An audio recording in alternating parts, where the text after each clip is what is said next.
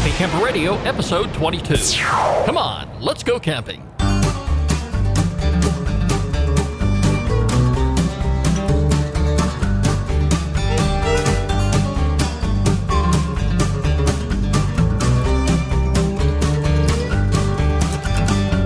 We are back again for another episode of the Happy Camper Radio Show. I'm Skip. I am a happy camper, and you, my friends, can be one too. Welcome back to the studio, Daniel. Ooh, 22. Let's 22, go. Yes. 22 weeks, and we're still We flying made it. strong. Wow. I'm telling you, yeah.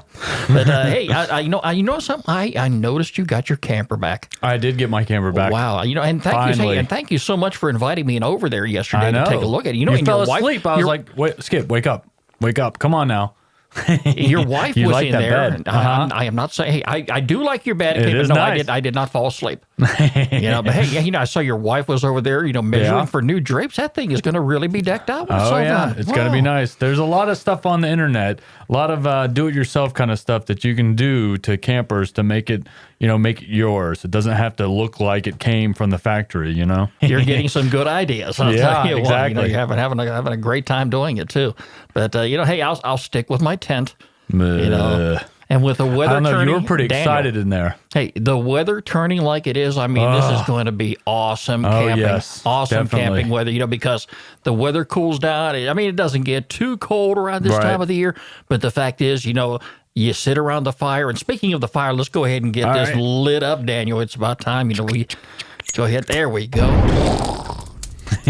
I threw some hickory on there, so just get a bit of that aroma. See, the good thing about this weather is it's hot during the day. It's really hot, but then it gets like in the mid 60s, which is we have to explain this to our European and people from around the country. 60 is like 25 Celsius. People from around the world, which Skip, we have fans from around the world. They don't understand our Fahrenheit system. They don't understand us Americans. Well, Yeah, but it gets cold. Tell you what, it doesn't matter where you're at.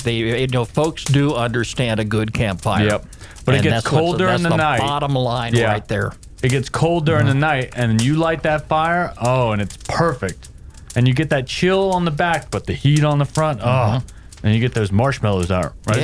Yeah. Hey, and speaking of fans, I'd like to shout out here to our friend Jim up in West Springfield, Massachusetts.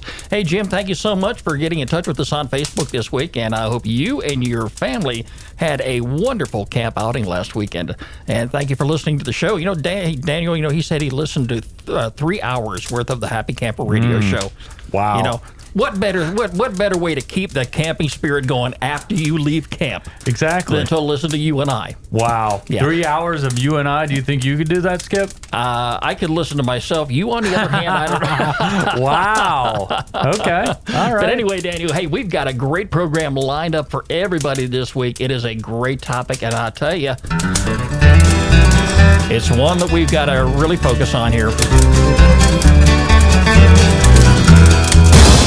With this weather being like it is, we still have, at least in our region, Daniel, maybe about another 3 or 4 good weeks of decent weather. Yeah. All right.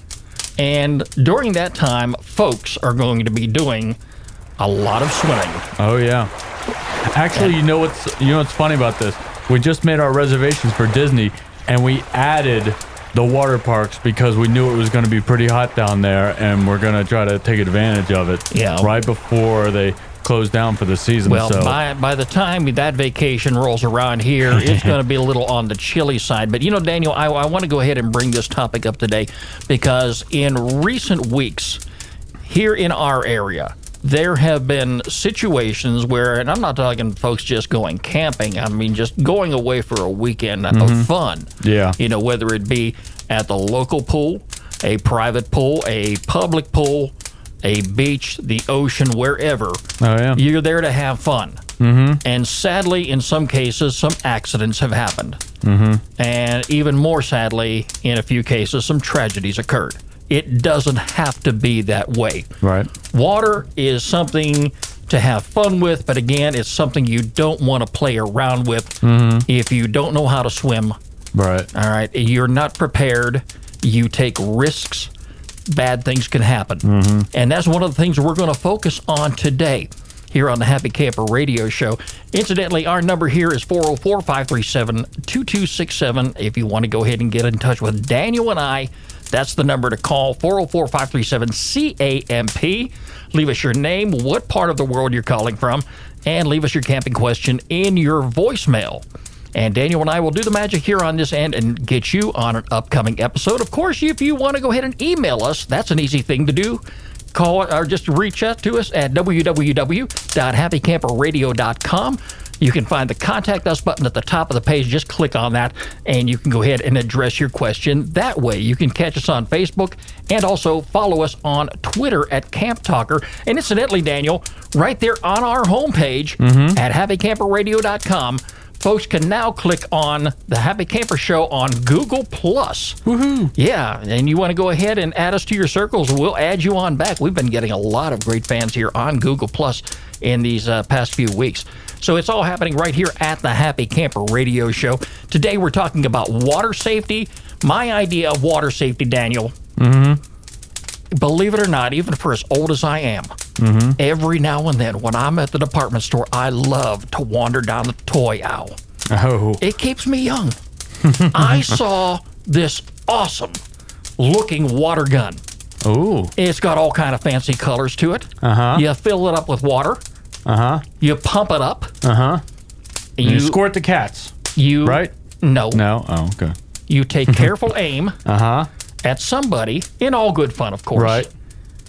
And you go ahead and let them have it. I was doing that to my Daniel. I was doing what? You didn't understand what I was saying here. The envision I had was you come into my garage looking to borrow something and you get nailed. Wow. Yeah, huh? Oh, come on, Skip. I was squirting my it's funny you say that because I was squirting my sister-in-law who just happens to be in the studio right now with her boyfriend. I was squirting her. I was having fun. It was great. I was getting a really good laugh out of her. Let's introduce her to everybody. Hey there, Happy Campers. I hope you guys are all doing good tonight. Desiree, welcome aboard. Welcome to the Happy Camper Radio Show. It's glad to have you and your boyfriend along here with us. Yes, it's funny Daniel mentions the water bottle. It's actually a water bottle. He was squirting at me. Thought it was funny. She got out of line, Skip. She wasn't doing the dishes. That's one of the things where water is just not your friend. And That's one of those moments. And Desiree, did you just see the ugly look he gave me when I talked about squirting him with water? Well, I am That's a uncalled lady, for. and sometimes I just don't want to have my hair wet, And it's just, it's, I guess, one of those brotherly things, Yep. It could very well be, yeah. Well, Skip, I don't know if you know this, but Desiree lived most of her young life on a lake, and so she might have something to say about the subject we're talking about. Yeah, Desiree, go ahead. Why don't you share with us your experience of growing up on a lake and telling us what it's about and what you did, what you were taught as far as safety. All right, sure. First I'm going to start with a few, fun things that I experienced on the water. And then I'll, get to the safety. I grew up in a shallow area of water. It actually had beaver dams, which is an interesting thing. Oh, cool. We actually, when the water would go down... Did you see the beavers? No, I never got to see them, but I would go back into the woods really far, and they would block the creek up because we lived in a shallow area that went out into the main body. And we would see these beaver dams, which was a really cool thing because you don't expect to always find that. That's kind of in neat. your backyard.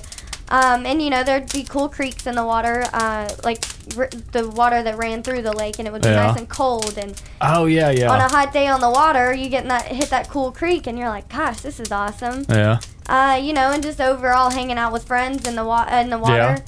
Which Didn't y'all have a jet ski down there that you read? Yeah, we did have a jet ski. We Okay. actually had a boat too. The jet ski, that's a thing you have to be, to have some safety on the water. What are the rules about that?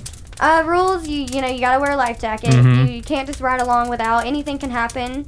Sometimes if you're riding by yourself with a friend, you can get flung off at any time. Yeah. But there are rules when you're driving a boat, jet ski.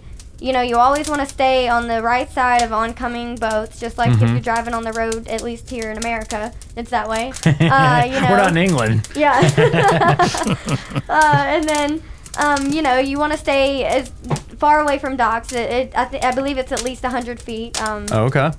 You know, there is a driving book that most people should read for actually water safety. Don't you have to have your license or something with you when you drive the jet ski? You do. We used to keep a license in a Ziploc pack underneath. Really, I never knew you had to be licensed to ride a jet ski. Don't they have well, people if you're out under there? a certain age, I think I started driving a jet ski at Learn something new every time. Yeah. Even an old goat like me. it was at 16. You know, to be at a certain age, you have to have some type of boating license. Oh, cool. It's just like a fishing license. Fishing license, just places so they know who you are. Right. But you know, a few things on being safe on the water. You know, wear life jacket in deep areas. You know, some people are those risk takers, jump off in the deep water, but always have someone with you. Yeah. Always. Yeah. You know, and that is so important. You know, there are too many people taking risks these days. And sadly, there are some tragic consequences when folks do that. Yeah. Oh, yeah. You know, Yeah. and it's one thing to have fun, but there's also a time when you push the envelope too far. You know, and you know, you don't stop and think about these things, and sadly, you know, there's some loved ones that are left behind that, you know, have to pick up the pieces and, you know, have to deal with that loss. And it's something, you know, that it just breaks my heart to even hear about it happening. And that's why we're talking about this today, because it is so important. Water safety is our topic this week here on the Happy Camper Radio Show. And when we're out here camping, you know, water is so inviting. Now, Daniel, you know, I wear a very colorful swimsuit when I go swimming, you know, and that's not all that often. Okay, but Your you know, Speedo, it is pretty, you know. well, you know, hey, at least I don't have that whiskey barrel and suspenders like you got. That's you know. retro. That's vintage. Hey, you know, hey, if You like if it that's, vintage. if that's Come on what now. what attracts you to the beach, What am I, a then cartoon go. skip? Come on now. What am I, Bugs Bunny? You said it, not me, pal. But you know, it is an excellent summer recreation, and Right. it fits right in with camping. Because back in the days when my family went camping, there was never a time during the summer that we did not bring our swimsuits with us. Oh, yeah. Because there's going to be water nearby. It could be the ocean. It could be, you know, the lakeside next to the campground. It could be a public pool. It could be a private pool. Okay? Could be a river. But being around the water is very, very dangerous Yeah. if you don't take those necessary precautions. Drowning is the leading cause of unintentional deaths in this country. It's sometimes called the silent killer. Skip, can I tell you a story about Yeah. what I did when I was a kid? So, you know, I was a kid before the internet, you know, and I had to find out things to do to entertain myself. So I would go around, you know, practicing dribbling my basketball and, you know, bouncing against the wall and everything. And I was near this this river up in the North Georgia mountains, and the basketball accidentally fell into the river. And this was a brand new basketball. Don't tell me you jumped in there and got called Daniel. I got it though. Well, So we're glad you got out, too. my parents thought I was going to drown. My sister ran to my parents like, Daniel just jumped into the water. And they're like, what? Oh, my God. I was like, I had to get the basketball. I was thinking frugally. I was like, oh, they just spent $20 on a basketball. I got to go get it. Well, Daniel, you know, sometimes it's not worth the risk. I mean, I have seen people jump in the water over a 5-cent fishing tackle. You know, it's not worth it. It really isn't. You know, those things can be replaced. You know, your life cannot. And we want to talk about some safety tips here today on our program that are very important that you ought to consider if you're taking your family out camping. And it's something, you know, that you really need to keep in the back of your mind here, because, you know, when you get around water, you've got to make sure that everybody is there for one purpose, and that's to have fun and to make their way out of the water and back to camp safely. as well as, when you pack your gear up and head on home. Everybody goes there in one piece, and all you bring back with you is memories. Right. It's so very important.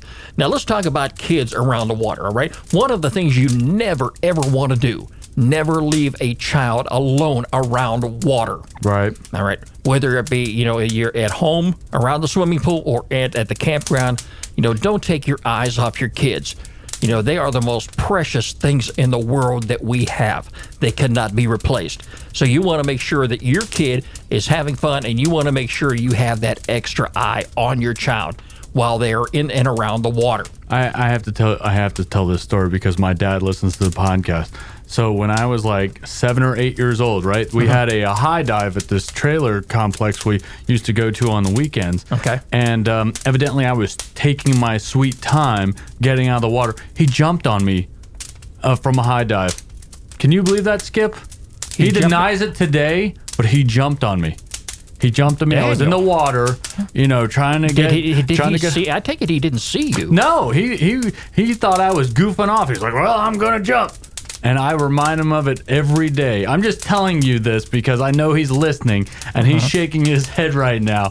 But I had to learn the hard way. Get out the way. Even adults can get carried away sometimes. And just you even though you're out there to have fun, you got to keep your kids' safety in mind too. Yeah. If your child doesn't know how to swim, please get them the professional training they need to learn how to swim. Yeah, I went to the YMCA when I was in daycare. They had this thing where they would take a bunch of the kids to the YMCA to swim, and that really helped me a lot. I learned to dive, I learned to swim, and another thing is, I don't know if you knew this or not, but when I was in Navy boot camp, you had to be able to tread water for 10 minutes at a time. And you know how the Navy, like back in the day, they had dungarees and everything with the flared out bottoms. That's to get air into them when if you go overboard, so you can make a flotation device out of your pants. That's what the main reason that they had those, because that's all you have if you fall in the water. So they were thinking safety when they designed our clothing in the Navy, and I thought that was really cool. Well, that's a good thing that they did that. In most cases when kids go swimming or adults go swimming, they don't have those dungarees. So they're going to have some sort of flotation device. If they're going to be in the water for any extended period of time.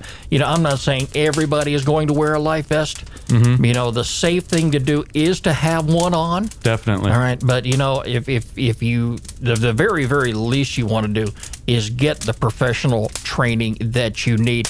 And if you check in with your county parks and recreation, chances are you're going to find that at the local county pool they may have somebody that does provide the swimming, the training that you need, probably for a very small price. And it's always good to make sure that your kids have that training under their belt at a very early age in life. One of the things you never want to do is swim alone. Yeah. All right. This is one thing. This is a big no-no, folks. If everybody else in your party goes out camping or goes out hiking somewhere, and you're left at camp by yourself, say, well, I'm just going to go ahead and wander on down to the lake there and jump in, and nobody else is down there. I'm just going to go ahead and run a couple laps. That's not going to work. Okay. It's important that, you have somebody that is with you, that's somebody that knows where you are going. All right. And, if you're going to go swimming and you're going to have a partner go with you, maybe be your brother or sister, maybe your sister-in-law, or maybe, your aunt or your uncle, it doesn't really matter, an adult or a child. Take that person with you and always let someone know where you are going to be. Okay, because if you run late for dinner, somebody knows where to go get you. Right. All right. Or if you're, for some ever crazy reason, whatever, that you just don't show up, they've got to have a place to start looking. All right. Now, in a lot of the beaches out there, at the public and private campgrounds that I have seen, it's usually on a very big lake, but there is a designated spot on that lake that's designed for swimming. It is roped off, meaning that the swimmers stay on their side of the rope, and the boaters who are on the lake and the jet skiers, all right, they don't go anywhere near that area. Don't take any risks. You know, if the water is only so deep at that particular boundary, don't risk it by going over that rope and swimming beyond that. Yeah, definitely. Also, if you see a sign that says swim at your own risk and there is no lifeguard there, that's exactly what that means. You are going to swim at your own risk. More important than ever, you have somebody there with you. Okay? So it's going to be important that you know what you're doing. Don't take any of these chances. You want to swim only in the designated areas. And another thing, Daniel, you're going to have a lot of people in the water, and Desiree, I'm sure you know about this all too well. Folks get in the water and they like to horseplay, don't they? Oh, yes, they do. You know, they'll splash you and throw you under many times. Pull you under, dunk you. No. We were up at my parents' trailer a couple weeks ago, and we were trying to play chicken, but Deidre was not going to have any of it. Well, see, that was in the pool. And the pool, there's safety in the pool, but generally with a pool, there's most of the time someone on, watch, a lifeguard or something, if you're in a public area. And if there's not, if you start to drown or go under, you can be seen underwater. Yeah. Whereas in the lake, you go under, that's a whole body of water, and there's no telling where you might be. And a lifeguard, or if you're caught under a log, or it's anything could happen, and it's always good to be aware of your surroundings and I don't know if you guys talked about any of the rivers yet. I can't remember if you mentioned a river. But the rivers, growing up on the lake, there was an area we used to swim that actually had a river current come through. And those can pull you under sometimes. Oh, yeah, so it's always good to have that. You've got the current. You got the undertow, especially if you're out there at the ocean. You've got those things you've got to consider also. And, talking about the lifeguards, at a lake, usually when the lifeguard is there, he has so many people that he's looking after, that if somebody goes under, he or she may not know it. And that's why, when they start blowing that whistle at you saying, knock that horseplay out, you've got to do it. Yes, right? yes. And it's so tempting to start horseplaying out there with the water, but water, like it says, can be very, very dangerous. Also, make sure that every child is fitted with a life vest. Now, folks, some people have these little blow-up things they put around their arms, a child's arms, or maybe they have a little blow-up duck that they sit in. Those are not considered life vests. Get a certifiable life vest. Make sure it fits your child, it is properly fitted, and they wear it. Also, you're going to want to keep emergency numbers handy. This is something you want to do when you are preparing to go on your trip. Be prepared. Make sure you have everything in place, including emergency phone numbers. So if you have to pick up that telephone and make some calls, you can do it, and you don't have to be bothered looking through directory assistance or doing anything like that. Also, make sure that you are trained in first aid and CPR. If you haven't, taken any of those courses, those are also very valuable to have. We are talking about swimming today. We are talking about water safety here on the Happy Camper Radio Show with Skip and Daniel. Our number again, 404-537-2267, 404-537-CAMP. If you would like to get in touch with Daniel and I and talk about any particular subject matter that may be related to camping, hey, would love to hear from you. Give us your questions, toss them at us, and we'll make sure that we answer them here on the program. It is time now for our featured campground of the week.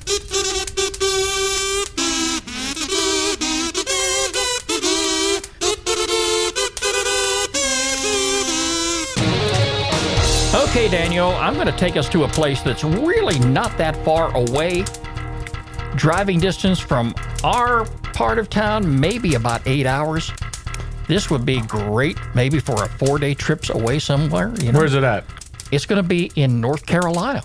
Where is this in North Carolina? The Arrowhead Campground. It's part of the National Forest in North Carolina. This is a great place. It is our featured campground of the week. And if you go right to their main page, you're going to see some beautiful colored pictures, Daniel. Just the photographs alone are inviting.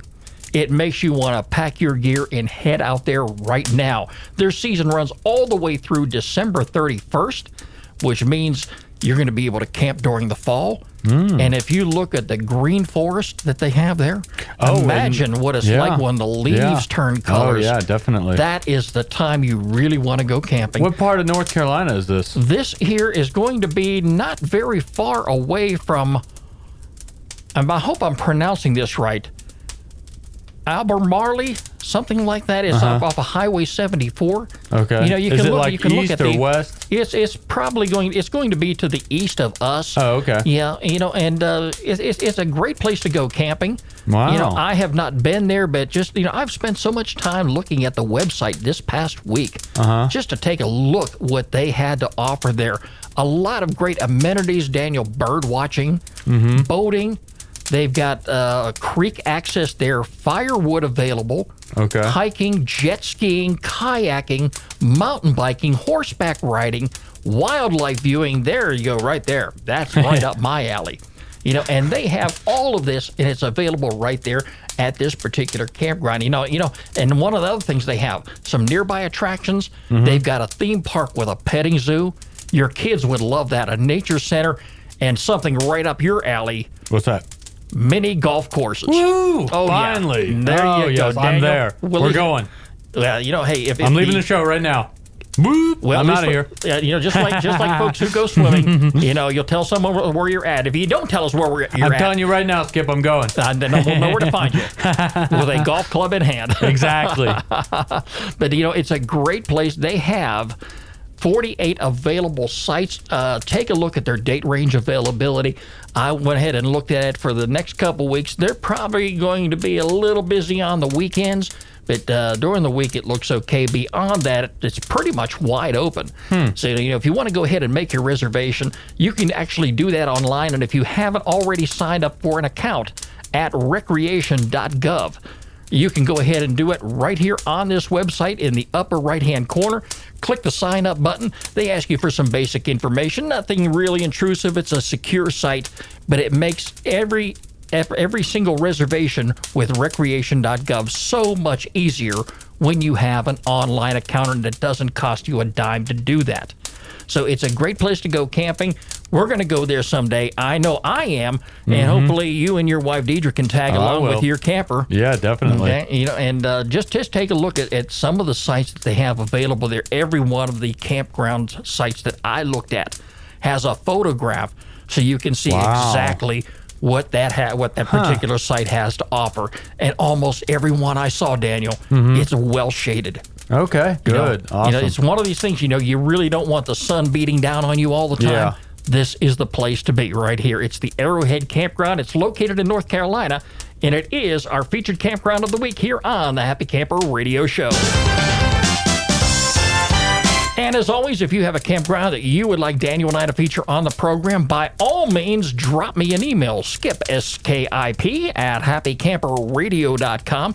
Make sure you include a link to the campground website so we can include it right there on our homepage under the featured campground tab.